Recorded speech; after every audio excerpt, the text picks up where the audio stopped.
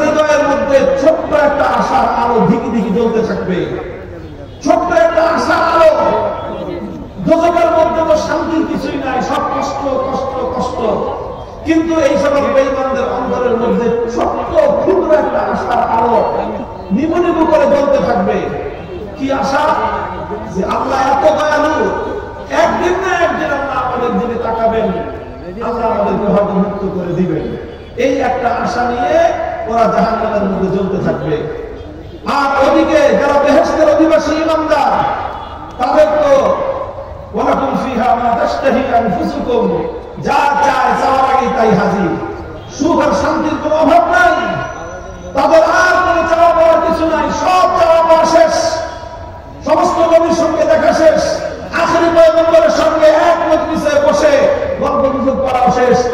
সবচেয়ে বড় নিয়ামত আল্লাহ পাক রব্বুল ইজ্জতের দিদার ইলাহি মাওলায়ে পাককে দেখাও শেষ। আর সমস্ত নাজ নিয়ামত সব তারা ভোগ করতেছে, আর কোনো কিছু অভাব তাদের নাই।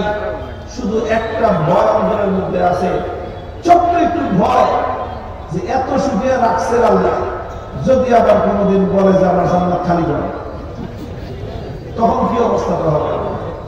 এই একটা ভয় জান্নাতীদের অন্তরের মধ্যে থাকবে, কিন্তু ভয়ে কেউ কিছু বলবে না যে খামাখা মনে করা দেওয়ার দরকার নেই, হাসি তো ভালোই আছে, কিন্তু মনে মনে ভয়টা সবারই থাকবে। মুহতারাম হাজিরিন, কল্পনা করে দেখেন, চক্ষুটা বন্ধ করে হৃদয়ের চক্ষুটা খুলে দেন, জাহান্নামের ভয়াবহ দৃশ্যের কথা একবার কল্পনা করুন। আর আল্লাহ পাক রব্বুল আলামিনের জান্নাতের আরাম আয়াতের বিলাসিতা চিত্রটা একবার কল্পনা করুন। ওই মানুষগুলো শুধু সুখ আর সুখ, শান্তি আর শান্তি, অন্তরের মধ্যে সামান্য একটা ভয়। আর এই মানুষগুলো শুধুমাত্র অশান্তি আর আযাবের মধ্যে, কিন্তু অন্তরের মধ্যে ছোট্ট একটা আশার প্রদীপ ধিকি ধিকি জ্বলতেছে। এমন সময় আমার মালিক রব্বুল আলামিন দুইটা ডাক দিবেন চিৎকার করে। প্রথমে আল্লাহ বলবেন ইয়া আহলাল জান্নাত, এরপর বলবেন ইয়া আহলান নার, হে জান্নাতের অধিবাসীরা তাকাও আমার দিকে। আর একটা ডাক দিবেন ও দোজখবাসীরা তোমরা তাকাও আমার দিকে। হাদিসের ভাষ্য জান্নাতের সমস্ত ইমানদাররা আল্লাহর ডাকের দিকে মাথা তুলে তাকাবে, কলিজার মধ্যে ছাত্র উঠবে, ডাকে কেন মালিক? আমাদের তো আর কোনো চাওয়া পাওয়া নাই, সব তো দেওয়া শেষ, আমার ডাকি দেয় না জানি আল্লাহ এখন বলবে যে আমার জান্নাত খালি করে। ভয়ে সব জান্নাতীরা আল্লাহর দিকে তাকাবে যে আল্লাহ আল্লাহ আল্লাহ, তুমি যাইতে বাইরে দেবে। আর জাহান্নামের অধিবাসীরা তাদের মনের মধ্যে আশার যে প্রদীপটা ধিকি ধিকি জ্বলতেছিল, সেটা হঠাৎ মশালের মতো জ্বলে উঠবে যে এতদিন মালিককে এত চিৎকার করে ডাকলাম, কোনোদিন আল্লাহ সাড়া দিলেন না, আর আজকে আল্লাহ নিজে ডাকতেছেন আজকে, তাহলে অবশ্যই মনে হয় আমাদের দিকে মালিক একটু দয়া করবেন। এই আশা নিয়ে তারা আল্লাহর দিকে তাকাবেন। যখন জান্নাত এবং জাহান্নামের উভয় অংশ, উভয় দল আল্লাহর দিকে তাকালো, আল্লাহ পাক রব্বুল আলামিন তাদেরকে বলবেন তোমরা আরাফের দিকে তাকাও। আরাফ হলো জান্নাত এবং জাহান্নামের মধ্যবর্তী একটা পার্টিশন। আরাফের দিকে তাকাবে, জান্নাতীরাও দেখতে পাবে, জাহান্নামীরাও দেখতে পাবে। আল্লাহ বলবেন কিছু দেখা যায়? বলবে যে আল্লাহ দেখা যায়। কি দেখা যায়? একটা মোটা তাজা ভেড়া, ভেড়া ছিলেন না বকরি, ভেড়া বকরি, সেই ভেড়ার মতো। আল্লাহ বলবেন চিমড়িটাকে, সবাই মনে ছিলেন যে ভেড়া, বকরি বকরি ভেড়া। আল্লাহ বলবেন যে দেখতে বকরির মতো, ভেড়ার মতো, কিন্তু এটা আসলে প্রকৃত ভেড়া নয়। আল্লাহ পাক রব্বুল আলামিন মৃত্যুকে কাহাইয়াতি কাবশিন আল্লাহা, একটা মোটা তাজা ভেড়ার আকৃতিতে আল্লাহ পাক মৃত্যুকে হাজির করবেন। কাকে ভাই? মৃত্যুকে কেউ দেখছেন কোনদিন? মৃত্যু দেখা যায় না, ধরা যায় না, ছোঁয়া যায় না, কিন্তু কেউ অস্বীকার করতে পারবে? বলেন। কিয়ামতের দিন সেই কঠিন সময়ে জান্নাত থেকে প্রত্যেকটা জান্নাতবাসী, প্রত্যেকটা দোজখবাসী সেদিন মৃত্যুকে তার একটা আকৃতিতে দেখবে, সেটা হলো একটা ভেড়ার আকৃতিতে দেখবে। আল্লাহ বলবেন যে এটার নাম হলো মৃত্যু। এটা দেখতে ভেড়ার মতো দেখা যায়, কিন্তু এটা আসল ভেড়া নয়, এটা হলো মওত। এটা সেই মৃত্যু যে মৃত্যু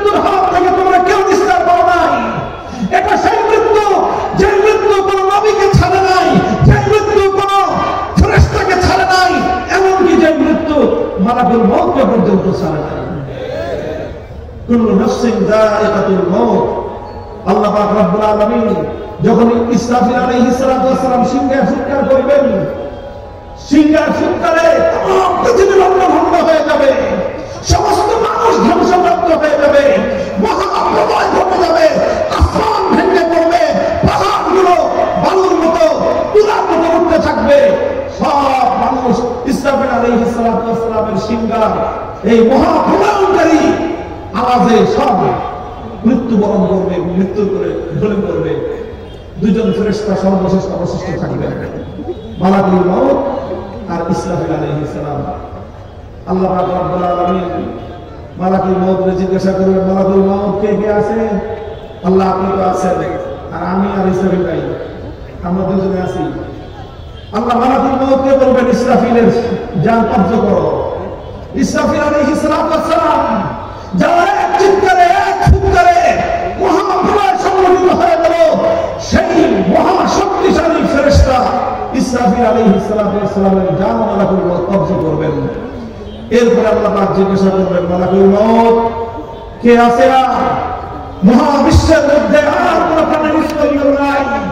আমার আল্লাহর সামনে মহাবিশ্বের মধ্যে একটা মাত্র প্রাণীর স্পন্দন তখন অবশিষ্ট, তিনি হলেন মালাকুল মউত।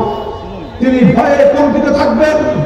আল্লাহ পাক রব্বুল আলামিনের শানে যুল জালাল এমন একটা ভয়াবহ অবস্থা নিয়ে থাকবে, মালাকুল মউত আল্লাহর সামনে ভয়ে জড়সড় হয়ে থাকবেন। বলবেন বিনয়ের সাথে, আল্লাহ শুধু আমি আপনার বান্দা, মালাকুল মউত আছে, আর কেউ নাই। আল্লাহ পাক রব্বুল আলামিন বলবেন, আমি তো মৃত্যুকে এমন ভাবে সৃষ্টি করেছি যে কুল্লু নাফসিন যায়িকাতুল মাউত, আমি আল্লাহ আমার কোরআনের মধ্যে ওয়াদা করেছি, সুতরাং আমার এই ওয়াদা তুমি যদি বেঁচে থাকো এই ওয়াদা সত্য প্রমাণিত হবে না। এরপরে আমার আল্লাহ নির্দেশ জারি করবেন, মুতিয়া মালাকুল মউত, হে মালাকুল মউত তুমিও মৃত্যুর পর ঢলে পড়ো। মালাকুল মউত মৃত্যুবরণ করবেন, আর কোন প্রাণ নাই, কোন জীবন নাই, কোন মাখলুক নাই, মহাশূন্যতা, মহাশূন্যতা। আমার আল্লাহ পাক রব্বুল আলামিন তার সকল রাজত্বের গর্ব নিয়ে, গৌরব নিয়ে আল্লাহ পাক চিৎকার করে আওয়াজ দিবেন, লিমানিল মুলকুল ইয়াউম, লিমানিল মুলকুল ইয়াউম। হে দুনিয়ার ফেরাউন, কারুন, হামান, সাদ্দাম, দুনিয়ার বড় বড় রাজা বাদশারা যারা দর্দণ্ড প্রতাপশালী রাজত্ব করেছে পৃথিবীতে, তোমাদের দাপটে আমার মাখলুকরা তোমার চোখের দিকে তাকিয়ে কথা বলবার সাহস পেত না। কোথায় আজ তোমাদের রাজত্ব? কোথায় তোমাদের সিংহাসন? কোথায় আজ তোমাদের সেই প্রভাব প্রতিপত্তি? লিমানিল মুলকুল ইয়াউম, জবাব দেওয়ার রাজত্ব আস্তা। আল্লাহ পাকের এই আওয়াজ মহাশূন্যের মধ্যে ধ্বনিত প্রতিধ্বনিত হতে থাকবে, জবাব দেওয়ার কেউ নাই। শেষে আল্লাহ নিজেই জবাব দিবেন, লিল্লাহিল ওয়াহিদুল কাহ্হার, লিল্লাহিল ওয়াহিদুল কাহ্হার। হে দুনিয়ার মুসলমান, হাতগুলো মুষ্টিবদ্ধ করে হৃদয়ের গহীন থেকে ঈমানি জজবায় শানিত হয়ে চিৎকার করে বলো, রাজত্ব একমাত্র কার, ক্ষমতা একমাত্র কার, বড়ত্ব একমাত্র কার, বড়ত্ব একমাত্র কার। আল্লাহর সামনে যারা বড়ত্ব ফলাতে আসবে, যে আল্লাহর বিধানের সামনে নিজের বড়ত্ব প্রমাণ করার চেষ্টা করবে, যে কোনো ব্যক্তি, যে কোনো গোষ্ঠী, যে কোনো দল আমার আল্লাহর বিধানের সামনে বড়ত্ব ফলাতে আসবে, ইমানদারদের দায়িত্ব আর কর্তব্য হলো সে যত বড় শক্তিমান হোক না কেন, ওর মাথা পায়ের নিচে বিস্ফ করে দাও।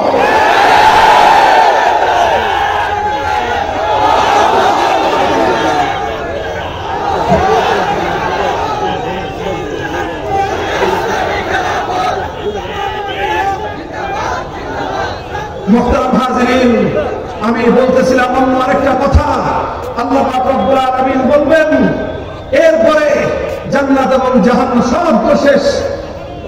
আল্লাহ বলবেন, এটা সেই মৃত্যু। তাকিয়ে দেখো জান্নাত আর জাহান্নামের মধ্যখানে যে ভেড়ার আকৃতিতে একটা ছোট্ট প্রাণী, এটা মৃত্যু, এটা সাধারণ কোনো প্রাণী নয়। এটা সেই মৃত্যু যে মৃত্যু জিবরাইলকেও ছাড়ে নাই। এটা সেই মৃত্যু যে মৃত্যু আমার আল্লাহ পাক রব্বুল আলামিনের হাবিবে কিবরিয়া মুহাম্মদ আরবি সাল্লাল্লাহু আলাইহি ওয়াসাল্লামকেও ছাড়ে নাই। এটা সেই মৃত্যু যে মৃত্যু মালাকুল মউতকে পর্যন্ত ছাড়ে নাই। আল্লাহ বলবেন যে আজ আমি সেই মৃত্যুকে তোমাদের সামনে হাজির করলাম। এই কথা বলে আল্লাহ পাক কুদরতের মাধ্যমে সমস্ত জান্নাতি আর জাহান্নামীদের সামনে মৃত্যু নামক সেই ভেড়াটাকে আল্লাহ নিজে জবাই করে দিবেন। বলবেন আমি মৃত্যুকে মেরে ফেললাম, আজ থেকে আর কোনো মৃত্যু করতে কিছু নাই, কারণ মৃত্যু মরে গেছে, মরণ নিজেই মরে গেছে। ইয়া আহলাল জান্নাতি খুলুদুন লা মাউত ওয়া ইয়া আহলান নারি খুলুদুন লা মাউত। আমার আল্লাহ বলবেন, হে জান্নাতের অধিবাসীরা, আমি আল্লাহ আলিমুন বিমা ফিস সুদূর, তোমাদের অন্তরের গহীনে ছোট্ট একটা ভয় তোমাদের মধ্যে কাজ করতেছে। আমি আল্লাহ আবার কোনদিন তোমাদেরকে জান্নাত থেকে বের করে দেই কিনা এই ভয়ে এখন তোমরা ভীত আছো।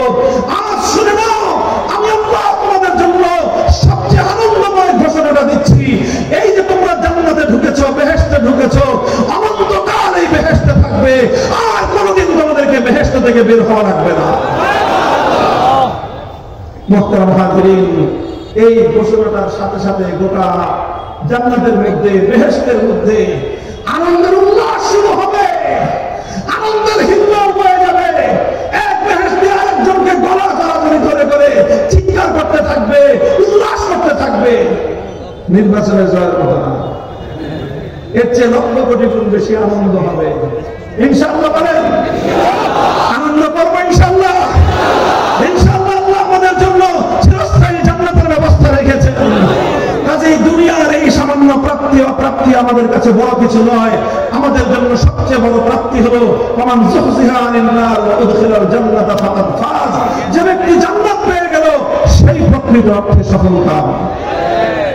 দ্বিতীয় ঘোষণা হবে ওয়া আহলান নারি খুলুদুন লা মাউত। ও জাহান্নামের অধিবাসীরা, তোমরা এখন আশা দিকে দিকে একটা প্রদীপ জ্বালিয়ে রেখেছো, মনে করেছো আমি আল্লাহ পাক রব্বুল আলামিন কোন একটা সময় তোমাদেরকে জাহান্নাম থেকে পরিত্রাণ দান করব। আজ আমি আল্লাহর পক্ষ থেকে তোমাদের জন্য সেই সর্বশেষ আশার প্রদীপটুকু নিভিয়ে দিয়ে সবচেয়ে নির্মম ঘোষণা আমি তোমাদের জন্য দান করলাম। আমার ঘোষণা হলো খুলুদুন লা মাউত। এই যে তোমরা জাহান্নামের আগুনের মধ্যে জ্বলতেছো জ্বলতেছো জ্বলতেছো, এই আগুনের মধ্যে জ্বলা শুরু হয়েছে, অনন্তকাল পর্যন্ত জ্বলতে থাকবা, কোনদিন এটা সমাপ্ত হবে না। জাহান্নামীরা, বেঈমানেরা চিৎকার শুরু করবে, গোটা জাহান্নাম জুড়ে আত্মনাদ উঠে যাবে। তারা মনে করতে থাকবে যে মালিক, এটা তুমি কি ঘোষণা দিলে? আল্লাহ গো, তুমি যদি বলতে এই পৃথিবীর সমস্ত বালুচরগুলো আর সমস্ত মরুভূমিগুলোতে যত বালুকণা আছে, এই বালুকণা সমপরিমাণ জাহান্নামের মধ্যে বছর আমাদেরকে জ্বলতে হবে, এরপরে একটা দিন আমরা মুক্তি পাবো, এমন এতটুকু আশার প্রদীপ যদি তুমি আমাদেরকে দিতে, সেই আশা নিয়ে হয়তো আমরা একটা সান্ত্বনার বাণী খুঁজতাম। মালিক গো, আজ সর্বশেষ আশার প্রদীপটা তুমি আমাদেরকে নিভিয়ে দিলা। শোকের মতন শুরু হবে, হায় হায় আফসোস রাত শুরু হবে। দুনিয়ার হাজারটা নির্বাচনে ফেল করলো, এর কোটি ভাগের এক ভাগ আফসোস হয় না। দুনিয়ার সমস্ত আপনজন হারিয়ে ফেললেও এর কোটি ভাগের এক ভাগ আফসোস হয় না। সেই দিন জাহান্নামের জন্য, জাহান্নামের মধ্যে যাদেরকে অনন্তকাল জাহান্নামের জ্বালা, জাহান্নামের আযাবের ঘোষণা আল্লাহ যাদেরকে দান করবেন, ওই সকল পোড়া কপালীদের জন্য যে আফসোস আর যে দুঃখ বেদনা হবে, পৃথিবীতে সেই আফসোস এবং দুঃখ বেদনার কোন তুলনা হয় না। ভাই, এত বড় গল্প বলা আমার উদ্দেশ্য ছিল না। এই যে একটা আনন্দ জান্নাতের মধ্যে, বেহেশতের মধ্যে কল্পনা করেন। আমি শুরুতেই বলেছিলাম, চর্মচক্ষুটা বন্ধ করে হৃদয়ের অন্তর্দৃষ্টিটা একটু খুলে দিয়ে কল্পনা করেন তো সেই আনন্দটা কেমন।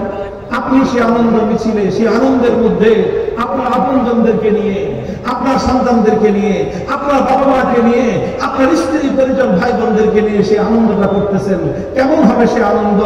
আরেকবার আপনি কল্পনা করুন, আপনি এবং আপনার আপনজন জাহান্নামের সেই কঠিন ভয়াবহ দুর্বিষহ সেই বিপদের মধ্যে পড়ে আছি, কেমন হবে সেই দুর্বিষহ অবস্থাটা?